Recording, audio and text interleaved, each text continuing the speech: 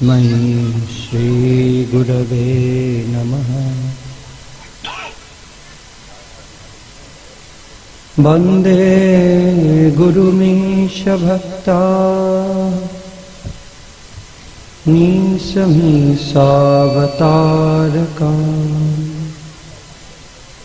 तत्प्रकाशांश्च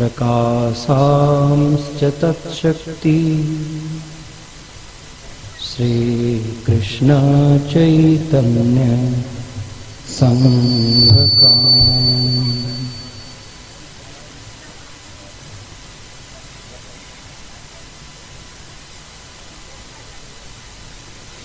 दिव्यद वृंदावनारण्य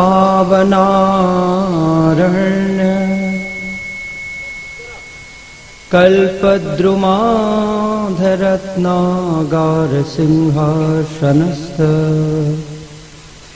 श्रीराधा श्रीलगोविन्ददेवो पृष्ठालिभिः संसेव्यमानो स्मरामि। वृन्दायै तुलसी दिव्यै प्रियायै केशवस्य च कृष्ण भक्ति प्रदे देवी सत्यवत्यै नमो नमः। वाञ्छाकल्पतरुभ्यश्च कृपा सिन्धुभ्यैव च पतितानां पावनेभ्यो वैष्णवेभ्यो नमो नमः। ओम नमो भगवते वासुदेवाय। ओम नमो भगवते वासुदेवाय। ओम नमो भगवते वासुदेवाय। नारायणं नमस्कृत्य नरं चैव नरोत्तमं देवीं सरस्वतीं व्यासं ततो जयमुदीरये। सच्चिदानन्दरूपाय विश्वोत्पत्त्यादिहेतवे तापत्रयविनाशाय श्रीकृष्णाय वयं नमः। ओम नमो भगवते वासुदेवाय। परमाराध्य परम पूजनीय प्रातःस्मरणीय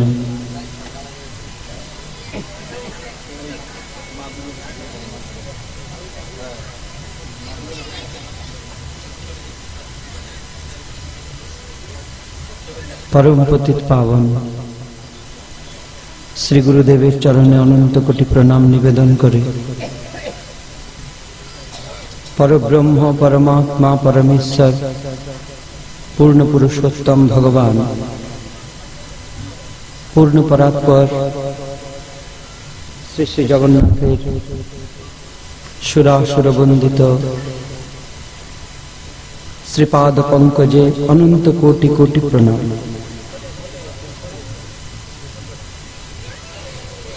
বৃন্দাবন চকের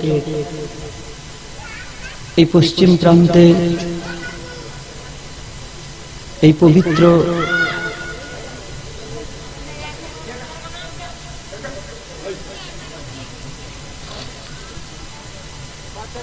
হরিবাসরে উপস্থিত परम श्रद्धा भाजन सुधी वैष्णव मंडली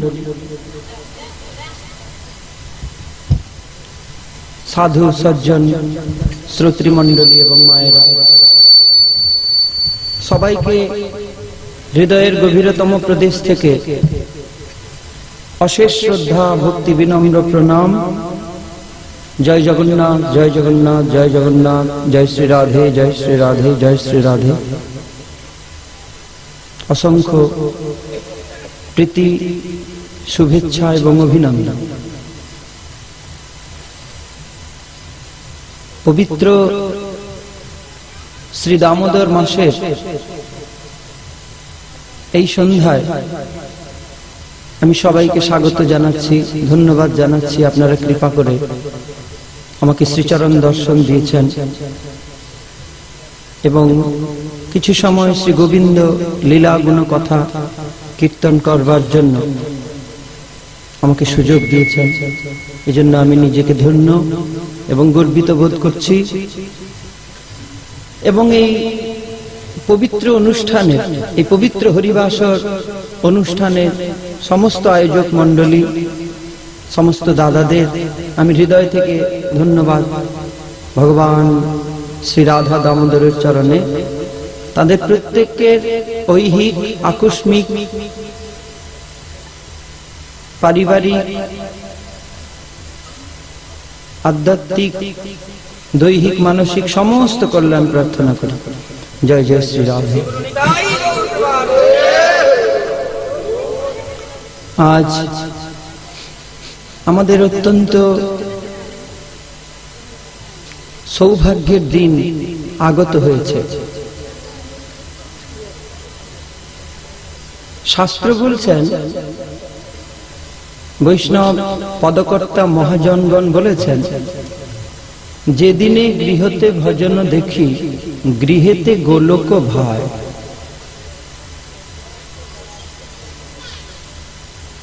যেদিন আমরা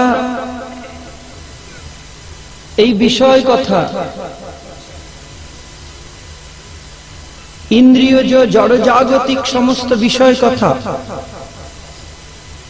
যা ইন্দ্রিয় এবং বিষয়ের সংস্পর্শে উৎপন্ন হয়, আমাদের কখনো দুঃখ দেয়, কখনো শোক দেয়, কখনো আনন্দ দেয়, কখনো বিষাদ দেয়, কখনো মিলন, কখনো বিরহ, এই সমস্ত দ্বন্দ্ব, যেটাকে ভগবান এবং ভগবত গীতার ভাষায় দ্বন্দ্ব, ওই সমস্ত বিষয় এবং ইন্দ্রিয়জাত সুখকে পরিত্যাগ করে আমরা পূর্ণ পুরুষোত্তম অখিল রসামৃত সিন্ধু সচ্চিদানন্দ ঘন বিগ্রহ শ্রীকৃষ্ণচন্দ্রের চিন্ময় লীলা গুণ কথা শ্রবণ করার জন্য এখানে সবাই একত্রিত হয়েছে। প্রিয় ভক্তগণ এবং মায়েরা, সবার চরণে আমার নিবেদন, আপনারা শান্তভাবে বসে কিছু সময়ের জন্য নিজের অশান্ত মনকে শান্ত করে ভগবানের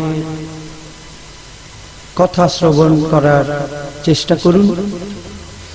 পৃথিবীতে ভগবানের কথাই, গোবিন্দের কথাই একমাত্র কথা, বাকি সমস্ত কথা হলো ব্যথা আর বৃথা। কারণ ওই সমস্ত কথার মাধ্যমে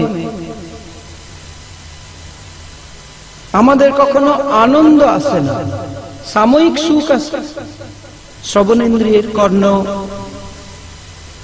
শ্রবণজনিত সুখ, পর নিন্দা, পর চর্চা, পর সমালোচনা, এর কথা ওর কথা, এই সমস্ত কথা আমরা শুনে শুনে আবাল্যকাল থেকে বৃদ্ধকাল পর্যন্ত আমরা এই সমস্ত কথাই শুনছি। এই সমস্ত কথা শুনতে শুনতে আমাদের শ্রবণেন্দ্রিয় দুটি এত চটুল হয়ে গেছে, এত চঞ্চল, এত অস্থির, যে পরম আনন্দময়, পরম সুখময় শ্রী গোবিন্দের লীলা গুণকথা শ্রবণ করতে কখনোই প্রস্তুত নয়।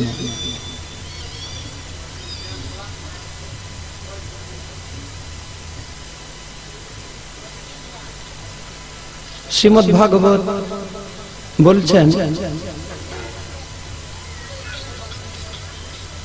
কলের দোষ নিধে রাজন। শ্রীমদ্ ভাগবত দ্বাদশ স্কন্ধ। পরমহংস চূড়ামণি ব্যাসনন্দন শ্রী শুকদেব বলছেন, হে রাজন, হে পরীক্ষিত মহারাজ, কলের দোষ নিধে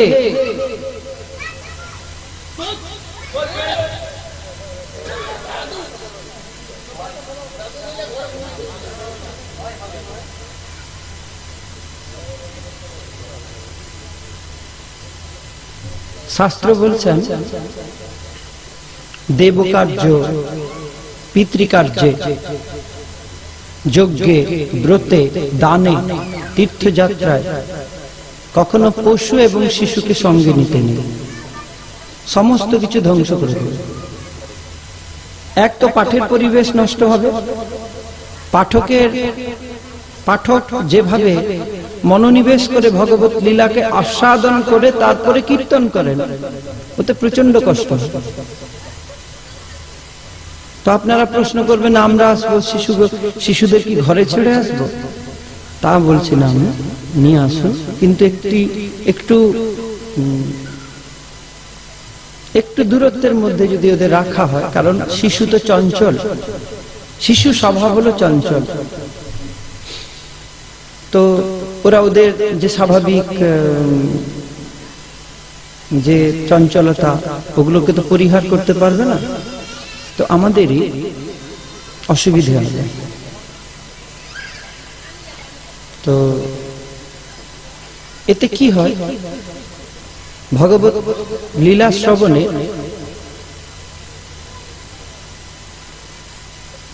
রসের যে আস্বাদন, ওই আস্বাদনে অনেক বাধা আছে।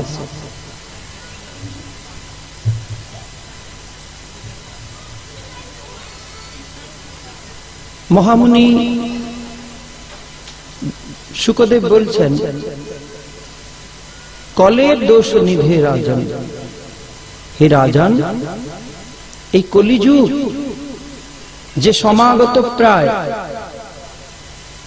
ওই কলিযুগের স্বভাবে আমি, কলিযুগের প্রভাব সম্পর্কে আমি তোমাকে বলছি। হে রাজা, এই কলিযুগ হলো দোষের নিধি। নিধি শব্দের অর্থ সম্পদ। কলিযুগ সমস্ত প্রকার দোষের আকর হয়ে উঠবে। দোষ মানে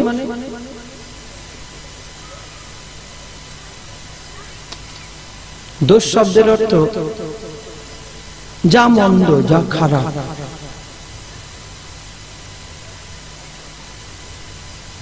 যা নিন্দার যোগ্য বস্তু, সেগুলো সমস্ত কিছুকে দোষ বলা হয়।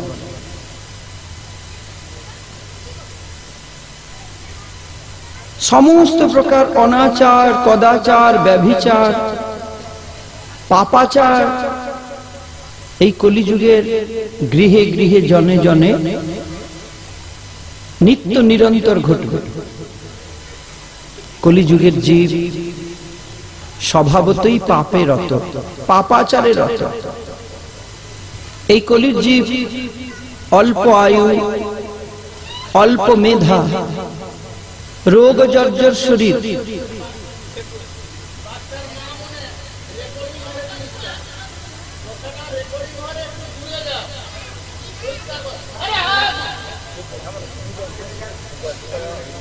জয় জয় শ্রী রাধা।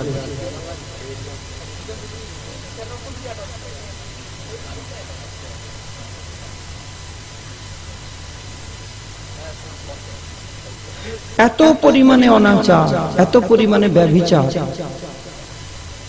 এত পরিমাণে পাপাচার বাড়বে। ওই পাপ প্রভাবে মানবগণ অল্পায়ু,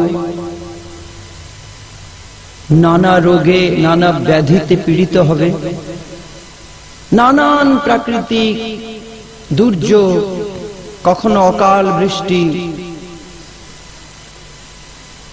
কখনো অনাবৃষ্টি, কখনো অতিবৃষ্টিতে, কখনো শস্য নষ্ট হয়ে যাবে। সমস্ত প্রকৃতির ভারসাম্য নষ্ট হয়ে যাবে। ধরিত্রী মন্দ ফলা হবেন, ফল ফুল ঔষধি এ সমস্ত আর পাওয়া যাবে না। পৃথিবী তার ঋতু বৈচিত্র্য হারিয়ে যাবে। মানবগণ নিজ ধর্ম, এবং বর্ণাশ্রম ধর্ম, কুল ধর্ম সমস্ত কিছুকে পরিত্যাগ করবেন। কিন্তু হে মহারাজ, এই কলি কলুষে মগ্ন এই কলিযুগ, এই পাপমগ্ন কলিযুগ, এই অশান্তিময় কলিযুগে, অমঙ্গলময় কলিযুগে একটি গুণ আছে হে রাজা, অস্তি এক মহৎ গুণ, একটি মহান গুণ, কোন ছোটখাটো গুণ নয়। অনেক পাপ, অনেক অবগুণ আছে এই কলিযুগে, তাতে একটি শ্রেষ্ঠ গুণ, একটি মহান গুণ আছে। সেটি কি? কীর্তনাদেব কৃষ্ণস্য মুক্ত সঙ্গ পরম ব্রজে। হে মহারাজ, পূর্ণ পুরুষোত্তম পরব্রহ্ম পরাৎপর ভগবান শ্রীকৃষ্ণের নাম সংকীর্তন করে এই কলি পরাহত জীব, এই কলি পরাহত মানব মুক্ত সঙ্গ, সমস্ত প্রকার পাপ তাপ কলুষ কালিমা মুক্ত হয়ে পরম ধামে, ভগবত ধামে প্রাপ্ত হবে। শ্রী ভগবানের পাদপদ্মে অনন্য ভক্তি প্রাপ্ত হবে এবং পরিশেষে ভগবত প্রাপ্তি হবে। এই ভবিষ্যৎবাণী করলেন পরমহংস চূড়ামণি মহর্ষি শ্রী শুকদেব। আজ আমরা কলিযুগে বাস করছি। এই কলিযুগের প্রভাব সম্পর্কে নানা শাস্ত্রে কেবলমাত্র নিন্দা রয়েছে। এই কলিযুগ খারাপ, এই কলিযুগ পাপময়, এই কলিযুগ অমঙ্গলময়, এই কলিযুগ অশান্তিময়। কিন্তু আমাদের বৈষ্ণব মহাজনগণ কি বললেন? আমাদের আচার্যগণ কি বললেন? শাস্ত্র শাস্ত্রান্তরে যে সমস্ত সিদ্ধান্ত দেওয়া হয়েছে সমস্তই সত্য।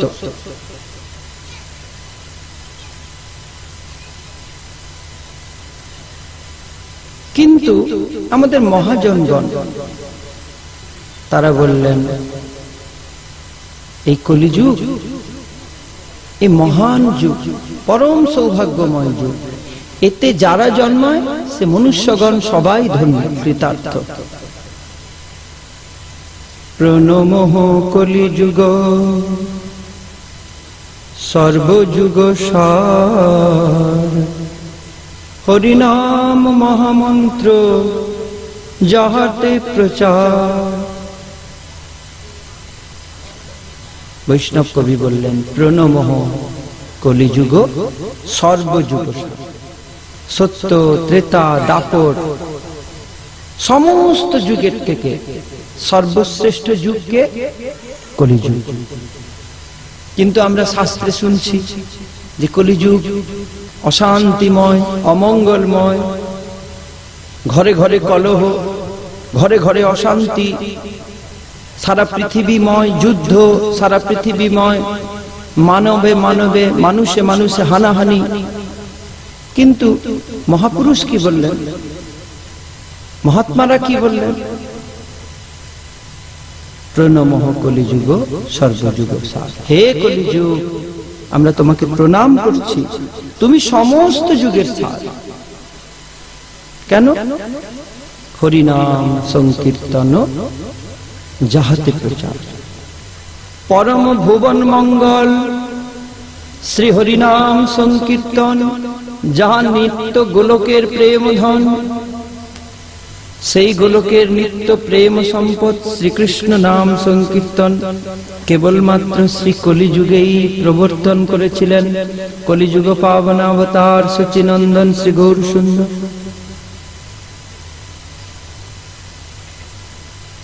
আজ আমরা কলিযুগে ধন্য কেন? কলিযুগে পতিত পাবন শ্রীমান মহাপ্রভু আবির্ভূত হয়েছেন। এই পবিত্র ভারত ভূমির বঙ্গদেশের নবদ্বীপ ধামে সুরধুনী গঙ্গার তীরে মিশ্র পুরন্দর শ্রী জগন্নাথ মিশ্রের গৃহে শচীগর্ভ সিন্ধু মাঝে তিনি উদয় হলেন, শ্রী গৌরচন্দ্র। তো পতিত পাবন শ্রী মহাপ্রভু, যিনি কলিযুগ পাবন অবতার, আজ আমরা এই ভাগবত শ্রবণ করতে পারছি। আজ আমরা সকলে বসে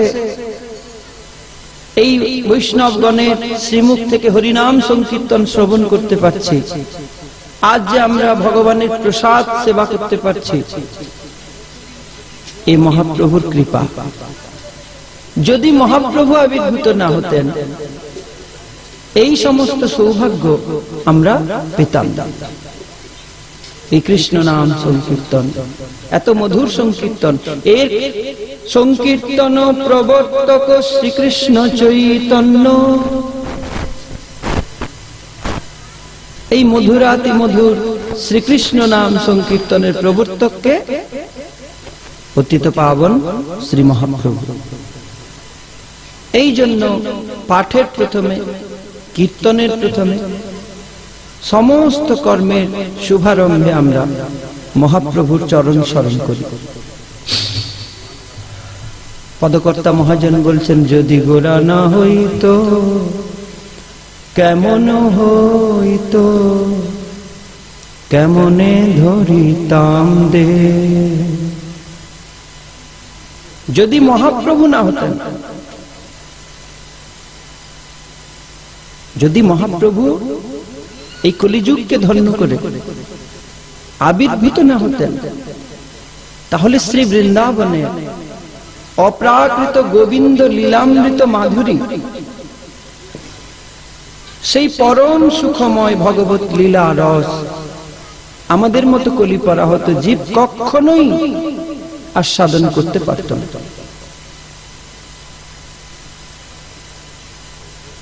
জয় গৌরহরি। আমি এই জায়গায় এসে খুব আনন্দ পাচ্ছি, খুব খুব খুব খুশি, আমি খুব আনন্দিত। আপনাদের এই সান্নিধ্যে এসে খুব পবিত্র লাগছে, শান্ত শুদ্ধ পরিবেশ। ভগবত কথার জন্য যা প্রয়োজন আছে, যে ভগবত কথা, কৃষ্ণ কথা, হরি কথা, এটি একটি ক্ষেত্র বিশেষের উপর, এটি ক্ষেত্র একটা বিশাল বড় ভূমিকা নেয়। আমরা শ্রবণ করেছি ভাগবতে, অন্যান্য পুরাণে ৬০ সহস্র ঋষি মহামুনি সুতের শ্রীমুখ থেকে ভগবানের লীলা গুণ কথা শ্রবণ করতেন। কোথায়? নৈমিষারণ্য। নৈমিষারণ্যটা কোথায়? ভারতবর্ষের উত্তর প্রদেশে একটি জেলা, ওইখানে এখনো রয়েছে নৈমিষারণ্য, গোমতী নদীর তীরে পবিত্র তপবন।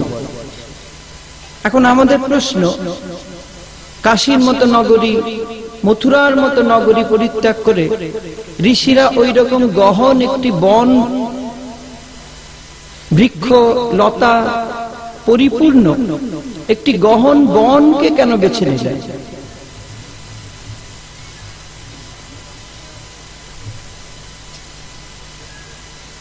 এর প্রধান কারণ হল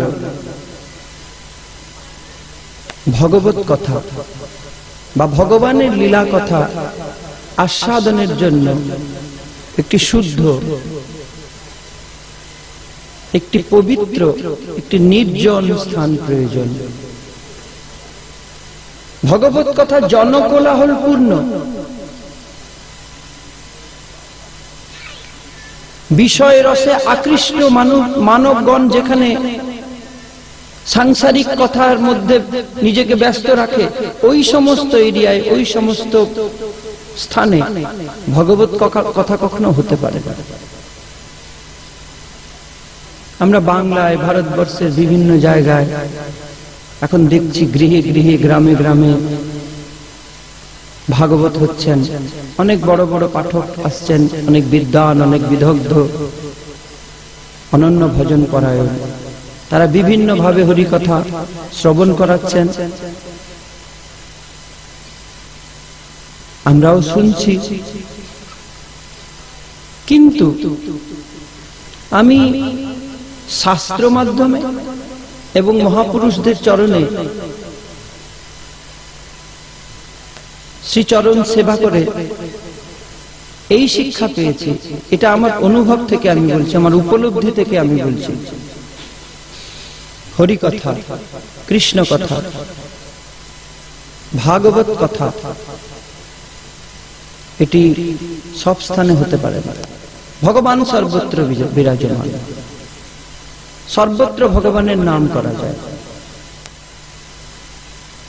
ভগবান তো অত্র তত্র সর্বত্র পরিব্যাপ্ত, আ ব্রহ্ম কীট পরমাণু পর্যন্ত। গীতায় তিনি বলেছেন বাসুদেবম সর্বমিতি, দৃশ্যাদৃশ্য জগৎ প্রপঞ্চ সর্বত্র পরমাত্মা রূপে তিনি বিদ্যমান। তিনি সর্বত্র আছেন,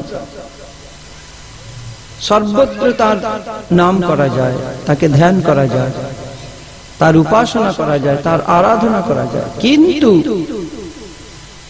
তার কথা, তার লীলার আস্বাদনের জন্য বিশেষ স্থানের প্রয়োজন, বিশেষ কালের প্রয়োজন এবং বিশেষ পাত্রের প্রয়োজন।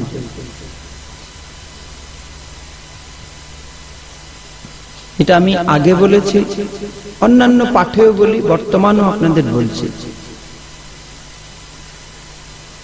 সাধারণ পাঠকগণ এবং সাধারণ শ্রোতাগণ যেভাবে হরিকথা বা ভগবত কথাকে আস্বাদন করছেন, আমরা জানি পাঠকরা বিভিন্ন সুর, বিভিন্ন সুন্দর সঙ্গীতের মাধ্যমে, কীর্তনের মাধ্যমে, বাদ্যের মাধ্যমে সঙ্গত করে সুন্দরভাবে আমাদের ভাগবত শোনান।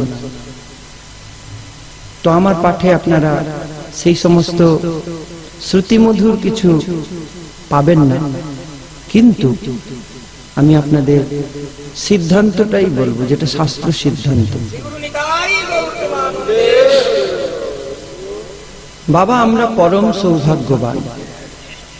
শুধু আমরা নই, আমরা, আপনারা, আমরা প্রত্যেকে পরম সৌভাগ্যবান। কেন বলুন তো? এই পবিত্র কার্তিকে, শ্রী দামোদর মাসে আমরা প্রত্যেকে ভগবানের লীলা গুণ কথা শ্রবণ করছি বসে। তো ভগবানের কথা শুনলে কি হয়? আমরা তো সবাই ভাগবত শুনতে এসেছি, হরিকথা শুনতে এসেছি। হরিকথা শুনলে কি হয়? অনেকে ভাগবত শোনেন না। এই এত বিশাল গ্রামের মধ্যে কয়েকজন আমরা বসে আছি এখানে, বাকিরা তো আসেননি। তাদের কি ভগবান গ্রামে থাকতে দেবেন না? বের করে দেবেন পৃথিবী থেকে, যা তোরা আমার কথা শুনিস নি, আমি তোদের গ্রামে থাকতে দেব না, পৃথিবীতে থাকতে দেব না। ভগবানের কথা শুনলে কি হয়? কথা শুনলে ব্যথা যায়। জন্ম জন্মান্তরে কত ব্যথা আমাদের হৃদয়ে জমে আছে, কত যন্ত্রণা, কত কষ্ট জমে আছে। ভগবানের কথা শুনলে সে সমস্ত ব্যথা চিরতরের জন্য চলে যায়, মুছে যায়। ঠিক যেমন ভাবে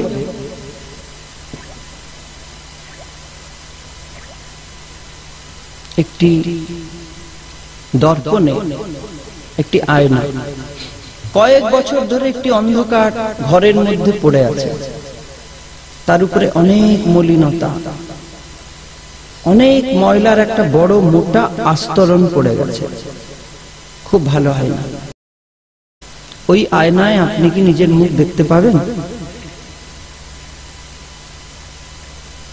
দেখা সম্ভব না। আয়না যদি স্বচ্ছ হয়, নিজের মুখ দেখতে পাবে। তো সেটাকে কি করতে হবে? একটা পরিষ্কার কাপড় দিয়ে সুন্দরভাবে ঘষে ঘষে আগে ওই মলিনতাটাকে পরিষ্কার করতে হবে, উপরে যে ময়লা অংশটিকে। তখন আয়না স্বচ্ছ হয়ে যাবে, নিজের মুখ আপনারা দেখতে পাবেন। আমাদের হয়েছে সেই দশা। আমরা সুদুর্লভ পরম সৌভাগ্যমণ্ডিত এই মানব তনু পেয়েছি। মানব জীবন হলো দুর্লভ জীবন বাবা। পৃথিবীতে জীবকুলে যত জীবন আছে সর্বশ্রেষ্ঠ জীবন হলো মানব জীবন। দেবতারা পর্যন্ত আকাঙ্ক্ষা করেন, ভগবানকে প্রার্থনা করেন, হে ভগবান আমাদের তুমি মানব শরীর দাও, আমরা সৎকর্ম করব, আমরা সৎসঙ্গ করব, আমরা তোমার নাম সংকীর্তন করব। কারণ দেব শরীরে হয় না, দেব শরীরে ভগবত ভজন হয় না, ওটা হলো ভোগ দেহ। ভগবত ভজনের জন্য, ভগবত সেবার জন্য, আত্মজ্ঞান লাভের জন্য, ব্রহ্মজ্ঞান লাভের জন্য, আত্ম উপলব্ধির জন্য কেবলমাত্র মানব তনুর প্রয়োজন আছে, মানব জীবনের প্রয়োজন আছে। কিন্তু এই পরম সৌভাগ্যের মধ্যে দুর্ভাগ্য কি বলুন তো? এত সুন্দর, এত মূল্যবান, এত দুর্লভ মানব জীবন পেয়েও আমরা বুঝতে পারি না, কখনোই বুঝতে পারি না যে আমাদের এই দেহ, আমাদের এই জীবন কত মূল্যবান। একবার চিন্তা করুন তো, আমরাও তো বেঁচে আছি, একটা কুকুরও বেঁচে আছে, একটা গরুও বেঁচে আছে। একটা কুকুর, ওকে খিদে পায়, সেও খায়। আমরা খিদে, আমাদেরও খিদে পায়, আমরাও খাই। একটা কুকুরের ঘুম পায়, আমাদেরও ঘুম পায়। একটা কুকুরকেও শীত করে, আমাদেরকেও শীত করে। ভগবানের কত কৃপা, আমাদের পূর্ব জন্মের কত সৌভাগ্য বলে আমরা এই মানব শরীর পেয়েছি বলুন। সব রকমের সুবিধা আমাদের ভগবান সুন্দরভাবে দিয়েছেন, আমরা বুঝতে পারি না, একবার বোঝার চেষ্টা করি না। যখন আমাদের খিদে পায় না, আমাদের বাড়িতে কত রকমের খাবার, ভাত, রুটি, সবজি, দুধ, মিষ্টান্ন, কত রকমের ভালো ভালো খাবার আমাদের জন্য অপেক্ষা করে আছে। যার বাড়িতে যেমন, যার অর্থনৈতিক অবস্থা যেমন, কারোর পঞ্চব্যঞ্জন, কারোর দুটো সবজি, দুটো ব্যঞ্জন, কারোর ডাল, অন্ন, খাদ্য আমরা পাবো। যখন ঘুম পায়, খুব সুন্দর বিছানা আমাদের মতো মানুষ, আমাদের সকলের ঘরে আছে। যার যেমন আর্থিক পরিস্থিতি, যার যেমন প্রস্তুতি আছে, বিছানা কিন্তু প্রত্যেকের ঘরে আছে। কি ধনী, কি গরিব, কি কৃষক, কি মজুর, কি সরকারি অফিসার, কি আমলা, কি মন্ত্রী, সবার ঘরে বিছানা আছে। যখন আমাদের ঘুম পায়, প্রত্যেকে আমরা বিছানায় ঘুমাই, বিশ্রাম করি। কর্মক্লান্ত শরীরকে, শ্রান্ত শরীরকে, ক্লান্ত শরীরকে বিশ্রাম দিই। আবার ঘুম থেকে উঠে আবার নতুন উদ্যমে আমরা কাজ শুরু করি। যখন আমাদের কষ্ট হয়, ঔষধের ব্যবস্থা আছে। চিন্তা করুন তো, আমরাও তো সমাজের এই পরিবেশের জীব। একটি কুকুরও, তারও প্রাণ আছে, ওরও জীবন আছে। দুটো খাবার পাওয়ার জন্য ওকে কত কষ্ট হয়, কত কষ্ট পেতে হয়। ওর তো মুখ ফোটে না, বলতেও পারে না যে আমাকে দুটো খেতে দাও। দুটো খাবার পাওয়ার জন্য যেখানেই যায় সে, নেহাত যদি বড়লোক বাড়ির দামি কুকুর না হয়, ওর কথা ছেড়ে দিন, এই যে কুকুরগুলো যেখানেই যায় ওকে সবাই লাঠি নিয়ে তাড়া করে, বের করো, বের করো। যখন খিদে পায়, কি কষ্ট, এক খণ্ড, এক মুঠো খাবারের জন্য দাঁড়িয়ে দাঁড়িয়ে ওকে ঘুরতে হয়। খাবার পেয়ে গেলেও ওই কুকুরদের একটি স্বভাব বৈশিষ্ট্য আছে, ওরা কাউকে খাবার ভাগ করে খেতে জানে না। সবাই মিলে একটি খাবার যেখানে পায়, ওখানে সবাই মিলে একসঙ্গে ঝাঁপ দেয় এবং একে অপরকে আক্রমণ করে। এইভাবে ওদের বেঁচে থাকতে হবে। ভেবে দেখুন, সেই জায়গায় আমরা মানব, আমরা মানুষ কত ভাগ্যবান। খাবারের জন্য লড়াই করতে হয়। বাবা মা ভাই বোন আমরা সবাই একসঙ্গে বসে খাচ্ছি। ওই জায়গায় কুকুরের কথা বলো, যখন ওদের ঘুম পায় প্রচন্ড ঠান্ডার মধ্যে কোথাও ছাই গাদায় আশ্রয় নেয়, কোথাও খড়ের গাদায় আশ্রয় নেয়, একটু যদি গরম পাওয়া যায় কোথাও, আমাদের কত সুখ বলুন তো। সুন্দরভাবে আমাদের জন্য বিছানা, সুন্দর লেপ, সুন্দর কম্বল, বালিশ, সমস্ত কিছু পরিপাটি আমাদের ব্যবস্থা রয়েছে। এই মানব জীবনে এত সুখ, এত স্বাচ্ছন্দ্য, এত আরাম অন্য কোন জীবনে এরকম নেই। পশু পক্ষী কীট পতঙ্গ তারা শুধু বেঁচে থাকে খাবারের জন্য, ওদের জীবন শুধু খাবারের জন্য, অন্য কোনো উদ্দেশ্য নেই ওদের। ওদের কখনো প্রাণ হারাতে হয়, কিন্তু আমরা সুরক্ষিতভাবে থাকছি ঘরের মধ্যে। এই সুন্দর ব্যবস্থা, এত সুবিধা, এত সুখ, এত স্বাচ্ছন্দ্য ভগবান আমাদের কেন দিয়েছেন বলুন তো? কেন দিয়েছেন বলুন? আমাদের কাছ থেকে কিছু আশা করছেন ভগবান। হে মানব, তোমাদের আমি এত সুন্দর জীবন দিয়েছি, সমস্ত দিক থেকে আমি তোমাদের পরিপূর্ণ করে রেখেছি। জীবকুলের মধ্যে সর্বশ্রেষ্ঠ জীবন তোমাদের। তোমাদের আছে চেতনা, পরিপূর্ণ চেতনা, যেটা অন্য কোনো জীবের মধ্যে নেই। পরিপূর্ণ জ্ঞান আছে তোমাদের। তোমাদের কাছ থেকে আমার অনেক আশা। ভগবান চাইছেন, আমরা কিন্তু বুঝতে পারি না কি চাইছেন।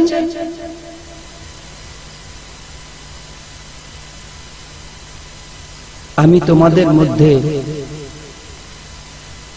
অন্তর্যামী জীবাত্মা রূপে বিদ্যমান আছি। তোমরা জীবাত্মা আর আমি হলাম পরমাত্মা। আমার সঙ্গে তোমার নিত্য সম্বন্ধ। ভগবান গীতায় বলছেন, ভগবত গীতা 15 অধ্যায় অর্জুনকে, মমৈবাংশ জীবলোকে জীবভূত সনাতন।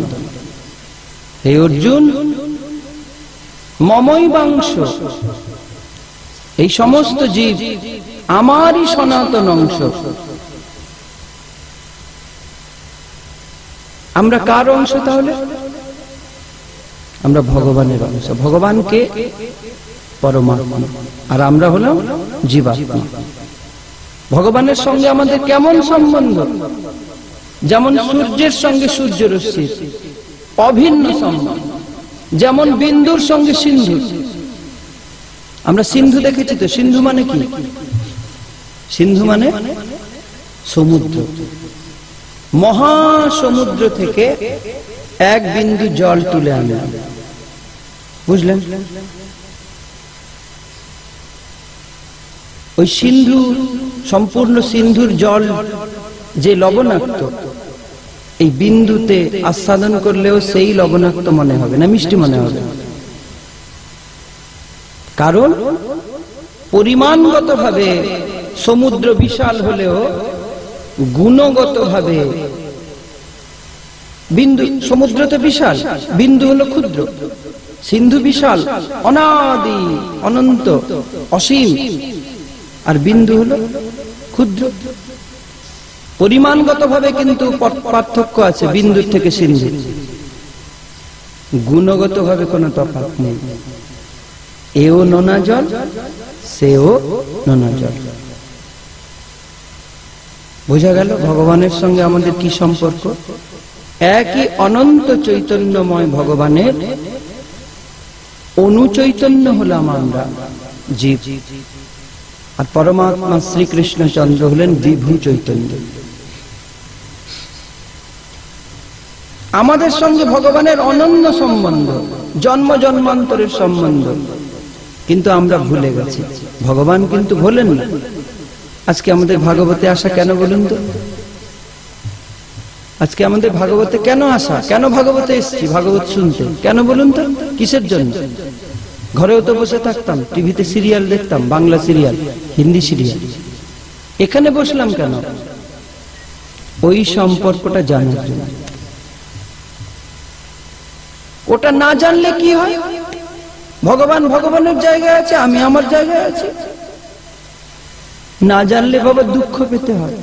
চৈতন্য চরিতামৃতে আদি লীলায় কৃষ্ণদাস কবিরাজ গোস্বামী বলছেন, কৃষ্ণ ভুলি যেই জীব অনাদি বহির্মুখ, অতএব মায়া তারে দেয় সংসারাদি নানা দুঃখ। যদি তুমি তোমার যিনি প্রভু,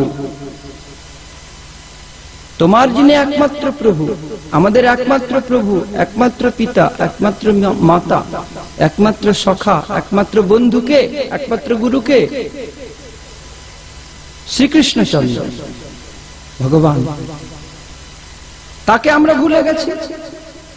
আমাদের সঙ্গে তার নিত্য সম্বন্ধ, সেটা ভুলে গেছি। কি নিত্য সম্বন্ধ? জীবের স্বরূপ হয়, মন দিয়ে শুনবেন, কৃপা করে।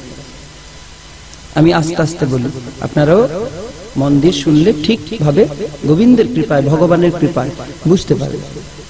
জীবের স্বরূপ হয় নিত্য কৃষ্ণ দাস, কৃষ্ণের তটস্থা শক্তি ভেদাভেদ প্রকাশ। চৈতন্য চরিতামৃত আদি লীলা। জীবের স্বরূপ আমরা কে? আমরা কে? আমরা হলাম জীব। জীবের স্বরূপ কি? আমাদের প্রকৃত পরিচয় কি? আমরা পরমাত্মা ভগবানের নিত্য দাস। দাস বলা হয়েছে। দাস, দাস মানে কি বলুন তো? ভৃত্য। দাস মানে সেবক। কৃষ্ণের তটস্থা শক্তি ভেদাভেদ প্রকাশ। তটস্থা শব্দটি কেবলমাত্র বৈষ্ণব দর্শনে, গৌড়ীয় বৈষ্ণব দর্শনে রয়েছে। এই শব্দের বিশাল অর্থ রয়েছে, খুব গভীর অর্থ, খুব সূক্ষ্ম বিচার করলে এই তটস্থা শব্দের অর্থাগম হয়, স্থূল বিচার করলে হয় না। ভেদাভেদ প্রকাশ, ভগবানের সঙ্গে আমাদের ভেদ এবং অভেদ, এটাই বলছি, আপনারা কৃপা করে শুনুন। আপনাদের উপর গোবিন্দের অশেষ কৃপা, অশেষ কৃপা ভগবানের। তিনি কৃপা করে শ্রবণ করাচ্ছেন। ভাগবতের বক্তা কে বলুন তো? ভাগবতের বক্তা কেবলমাত্র ভগবান। কোন জীবের সাধ্য নেই ভগবানের কথা বলতে পারে। ভগবানের কথা কেবলমাত্র ভগবানই জানেন, অন্য কেউ বলতে পারে না। আমরা শুধুমাত্র প্রয়াস করছি শ্রী গুরু কৃপাকে আশ্রয় করে, ভগবত কৃপাকে আশ্রয় করে, হে ভগবান তুমি আমার রসনেন্দ্রিয়, আমার জিহ্বায় আবির্ভূত হও। ভেদ আর অভেদ, ভগবানের সঙ্গে আমাদের ভেদ আছে। ভেদ মানে কি বলুন তো? ভেদ মানে পার্থক্য আছে। রাধে রাধে বাবা। ভাগবতে যদি রসিক শ্রোতা না হন, তাহলে ভাগবতের আনন্দ আসে না। ভগবানের সঙ্গে আমাদের ভেদ রয়েছে, মানে জীবাত্মার সঙ্গে পরমাত্মার ভেদ মানে পার্থক্য, আলাদা। উদাহরণস্বরূপ, একটি অগ্নিকুণ্ডে অগ্নি প্রজ্বলিত আছে, জ্বলছে অগ্নি। সেখান থেকে আমি একটু ছোট্ট একটা প্রদীপ জ্বালিয়ে নিলাম। এই যে ছোট্ট প্রদীপে যে অগ্নিশিখাটা, এটা কার অংশ? এই বিশাল অগ্নির অংশ। তারপরে আবার প্রদীপটি সঙ্গে সঙ্গে ওখানে ওই বাতি সহ ওই অগ্নিকুণ্ডে ফেলে দিলাম। আর ওই অগ্নিকে আলাদা করা যাবে? তেমনি ভগবানের সঙ্গে আমার তফাৎ আছে। কিসের তফাৎ? পরিমাণগত তফাৎ। তিনি অনাদি, তিনি অনন্ত, তিনি অসীম, আর আমি হলাম ক্ষুদ্র। আমি সসীম, আমার সীমা আছে, আমি সীমাবদ্ধ, তিনি অসীম। অভেদ কোথায়? এটা হলো ভেদ। তিনি বিশাল, আমি ক্ষুদ্র। অভেদ কোথায়? আমি তার চেতন অংশ। সেইখানে তার সঙ্গে আমার অভিন্ন সম্বন্ধ রয়েছে। চেতনাংশ মানে কি? তার সঙ্গে আমার গুণগত সম্বন্ধ আছে। গুণগত ভাবে তিনিও যা, আমিও তাই। তিনিও সচ্চিদানন্দ ঘন, আমিও সচ্চিদানন্দ ঘন। তিনি জ্ঞানময়, আনন্দময়, সুখময়, আমিও জ্ঞানময়, সুখময়, আনন্দময়। তাহলে এত কষ্ট, এত যন্ত্রণা, এত শোক কেন? সংসারে কেন এত কষ্ট পাচ্ছি? তাকে ভুলে গেছি। কৃষ্ণ ভুলি যেই জীব, অনাদি বহির্মুখ। একটি গল্প শুনি, ছোট্ট একটি গল্প, উদাহরণ স্বরূপ। জগতের পিতা কৃষ্ণ, যে না ভজে বা পিতৃদ্রোহী পাতকীর জন্মে জন্মে পায় অনুতাপ। একটা ছোট্ট বাচ্চা, 10 বছরের ছোট্ট ছেলে, সে তার বাবার সঙ্গে রথের মেলা দেখতে গেছে। কোথায়? রথের মেলা দেখেছেন আপনারা? মহিষাদলের রথের মেলা। আর কোথায় কোথায় আছে? পুরীতে হয়, মাহেশে হয়। তো রথের মেলায় অনেক আকর্ষণ আছে। পুতুল নাচ হয়, কবির গান হয়, কীর্তন হয়, বড় বড় নাগরদোলা বসে, পাঁপড়ের দোকান, জিলিপির দোকান, বিভিন্ন দোকান, বিভিন্ন রকম আকর্ষণ আছে। তো ছোট ছোট বাচ্চাগুলো একবার বেলুন কিনবে বলে বাবাকে, একবার বলে জিলিপি খাবো, একবার বলে সে পাঁপড় লুবো, এরকম বিভিন্ন কথা বলে। তো আর বাবা মা ছোট্ট বাচ্চার সমস্ত কিছু, তার যে মনের যে ইচ্ছাগুলোকে তারা নিয়ে যান ওখানে। ওখানে বাচ্চারাও ছুটতে থাকে বাবা মায়ের হাত ধরে। প্রচুর ভিড় হয়েছে। বাচ্চাটা বাবার হাত ছেড়ে, হাত ধরে আছে, বুড়ো আঙুল তো, ছেড়ে চলে গেছে। ভিড়ের মধ্যে বাবাও হারিয়ে গেছে, বাচ্চাও হারিয়ে গেছে। তখন বাচ্চাটা কি করবে বলুন? হাউমাউ করে কাঁদছে, বাবাও কোথায় বাচ্চা, কোথায় বাচ্চা।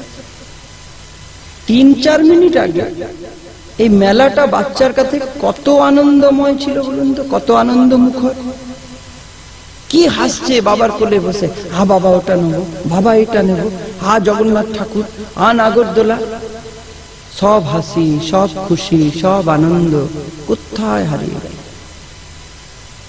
মেলা তার কাছে শুধু দুঃখ, শুধু যন্ত্রণা। স্যার কিচ্ছু চাইছে না। অনেকে বলছে, বাবু আমি তোমার বাবা চলে আসবেন, তুমি এই পাঁপড়টা নাও, পাঁপড় নেবো না। হ্যাঁ মিষ্টি খাও, মিষ্টিও নেবো না। এই নাগরদোলা দেখো, তাও না। কিছু সময় আগে কিন্তু সব বলছিল, এটা নেবো, এটা নেবো, এটা নেবো। মন দিয়ে শুনবেন।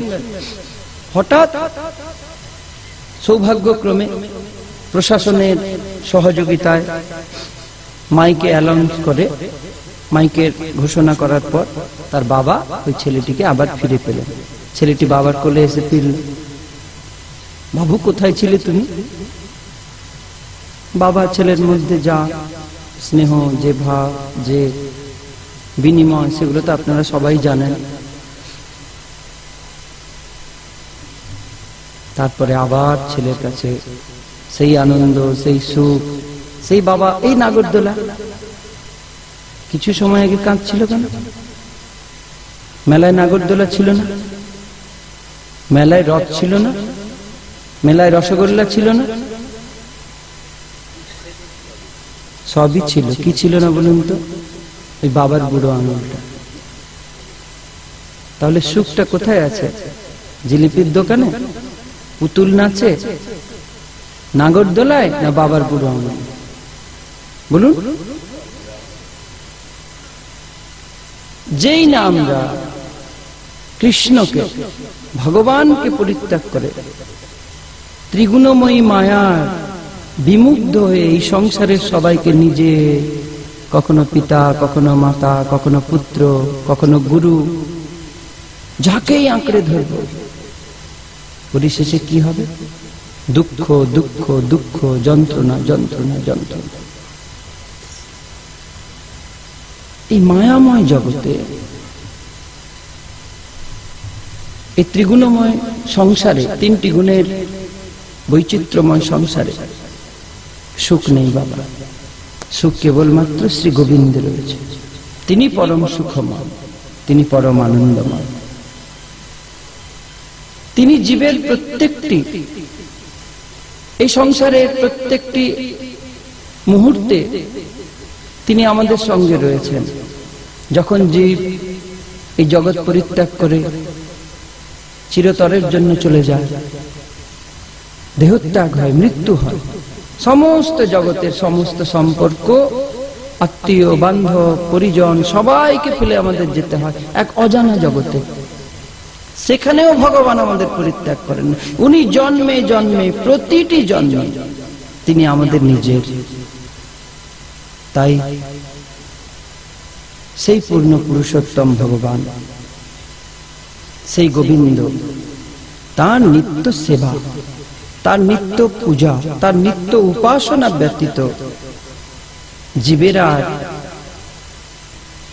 কোনো কৃত্য নেই। তিনি আমাদের একমাত্র নিজের। আমরা যে বলি নিজস্ব, একটা কথা আছে না, নিজস্ব। এই জগৎ সংসারে নিজস্ব কে বলুন তো? যাকে আপনি নিজস্ব বলবেন সেটা একদিন এখানে ফেলে যেতে হবে আপনাকে।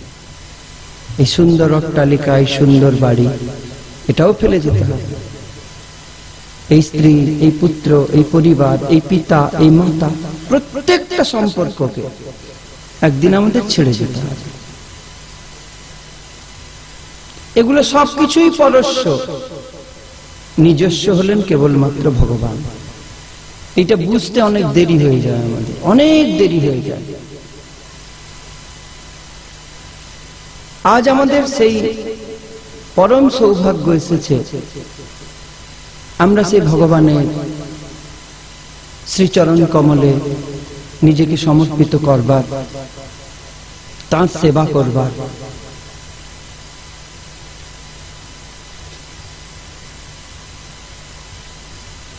তাঁর ভজন করবার পরম সৌভাগ্য উপস্থিত হয়েছে। তো এই পবিত্র, এই পরম পাবন সৌভাগ্যের জন্য, যেটা কেবলমাত্র ভগবত কৃপায় উদয় হয়েছে, আমাদের ভগবানের শ্রীচরণে ধন্যবাদ জানাতে হয়, কোটি কোটি দণ্ডবত প্রণাম করতে হয়। প্রভু, তুমি কৃপা করে আমাকে এই পরম সৌভাগ্য এনে দিচ্ছ। জীবের নিজস্ব প্রয়াসে, নিজস্ব প্রচেষ্টায় এই সমস্ত লাভ হয় না। কৃষ্ণ নাম, কৃষ্ণ প্রসাদ, কৃষ্ণ ভক্ত সঙ্গ, কৃষ্ণ নাম সংকীর্তন, কৃষ্ণ কথা, এগুলো ভগবানের কৃপাতেই প্রাপ্তি হয়। এগুলো জীব ইচ্ছা করে পায় না। জীবের সাধ্য নেই, জীব তো ক্ষুদ্র, জীব সীমিত বুদ্ধির অধিকারী, জীব সীমিত সামর্থ্যের অধিকারী। আর ওই সীমিত সামর্থ্যের অধিকারী, সীমিত শক্তির অধিকারী ক্ষুদ্র, অত্যন্ত ক্ষুদ্র জীব মায়ায়, ত্রিগুণময়ী মায়ায় আচ্ছন্ন হয়ে দম্ভ, অহংকার, এই দুটি রিপুর প্রাবল্য নিজেকে কখনো শক্তিশালী, কখনো বুদ্ধিমান, কখনো কুলীন, কখনো পণ্ডিত, কখনো জ্ঞানী, কখনো গুণী, বিভিন্ন বিভিন্ন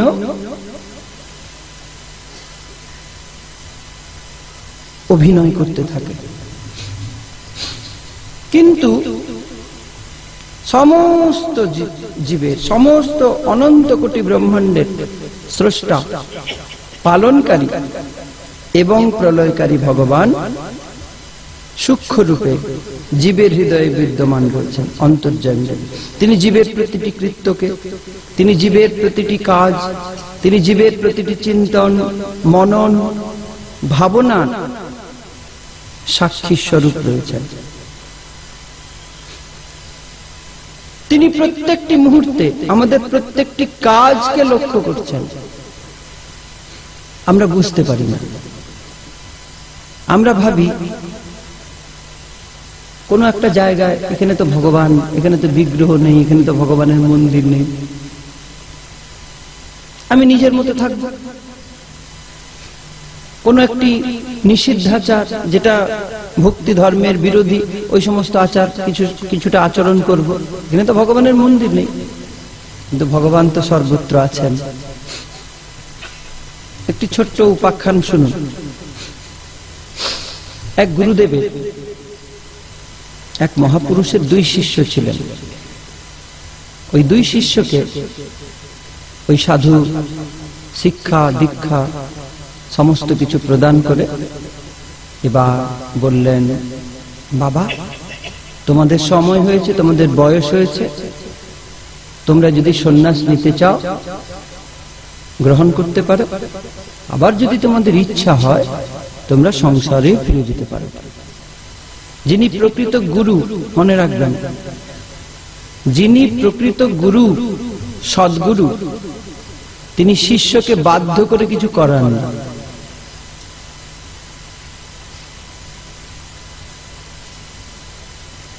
গুরুদেবের আচরণে, গুরুদেবের আচারে শিষ্য স্বতঃস্ফূর্তভাবেই গুরুদেবকে অনুসরণ করতে শুরু করে।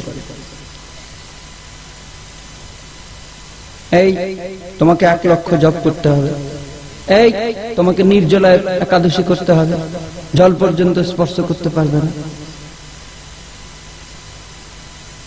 ওগুলো কিন্তু প্রকৃত গুরুদেবের কাজ নয়।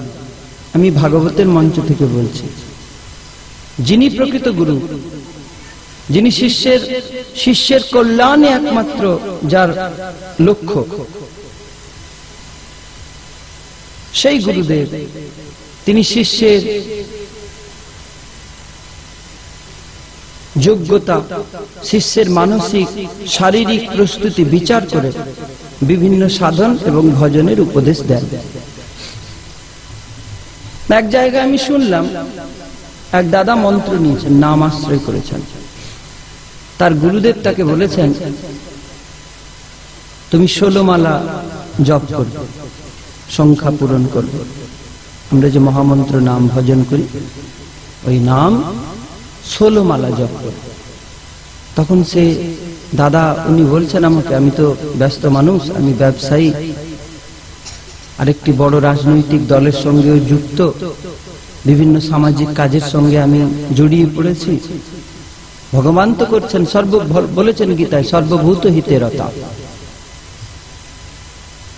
তার যিনি ভক্ত হবেন, যিনি ভগবত ভক্ত হবেন, তিনি পরিবারের, সমাজের, রাষ্ট্রের প্রত্যেকের প্রতি কর্তব্য সুন্দরভাবে নিষ্পাদন করবেন। এটাই ভক্তের লক্ষণ। বাবা, আমি নাম নিয়েছি, আমি মন্ত্র নিয়েছি, আমি ওই সব কাজে যাব না। ভগবত ভক্ত কখনো ভীরু হয় না।